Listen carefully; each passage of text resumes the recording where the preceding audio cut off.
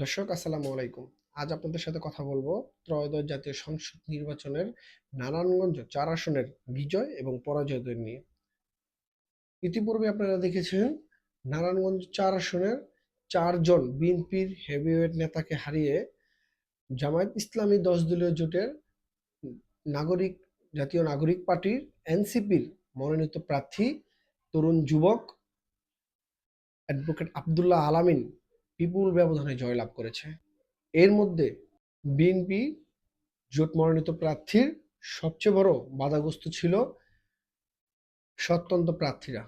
যারাই নারায়ণগঞ্জ ৪ আসনে স্বতন্ত্র প্রার্থী নির্বাচন করেছেন তারা ৩ জনই ছিলেন বিএনপির হেভিওয়েট ৩ নেতা। আসুন আমরা নারায়ণগঞ্জ ৪ আসনের ভোট এবং ভোটার লিস্টটা দেখে নিই। নারায়ণগঞ্জ ৪ আসনের মোট ভোটার ৫,৪০,৮১৩ জন। তাদের মধ্যে ৪৯.৭৬% অর্থাৎ ২,৬৯,০৬৮ ভোট তাদের ভোটাধিকার প্রয়োগ করেন।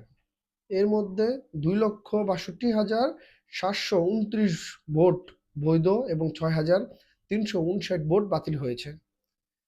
বৈধ ভোটের মধ্যে জামাত ইসলামী নেতৃত্বাধীন ১০ দলীয় জোটের প্রার্থী জাতীয় নাগরিক পার্টির নেতা আব্দুল্লাহ আলামিন সর্বোচ্চ ১,০৬,১৭১ ভোট পেয়ে বিজয়ী হয়েছেন। এবার আসুন বিএনপির ৪ জন হেভিওয়েট নেতা কে কত ভোট পেল, কেনই তারা পরাজিত বরণ করলো। এখানে বিএনপির জোট মনোনীত নারায়ণগঞ্জ ৪ আসনের প্রার্থী, তার মার্কা ছিল খেজুর গাছ।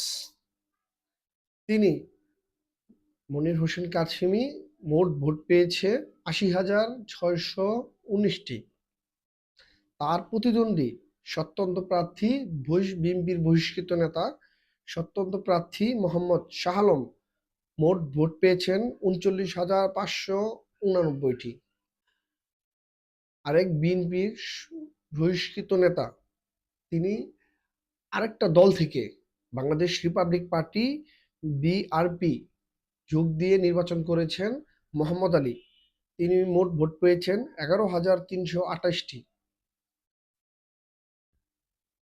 এখানে স্বতন্ত্র প্রার্থী আরেকজন বহিষ্কৃত বিএনপির নেতা সাবেক সংসদ সদস্য বীর মুক্তিযোদ্ধা মোহাম্মদ গিয়াসউদ্দিন স্বতন্ত্র প্রার্থী নির্বাচন করে তিনি ভোট পেয়েছেন ৪,৭৭৯টি।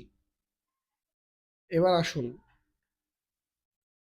বিএনপির এই ৪ প্রার্থী মোট ভোট পেয়েছে ১,৩৬,৩১৫টি, যেখানে এনসিপির নেতা আব্দুল্লাহ আল আমিন ১,০৬,১৭১ ভোট পেয়ে বিজয়ী হয়েছেন। তাহলে এখানে বিএনপির হারার মূল কারণ স্বতন্ত্র প্রার্থীরা, মানে সাবেক বিএনপির বহিষ্কৃত নেতারা।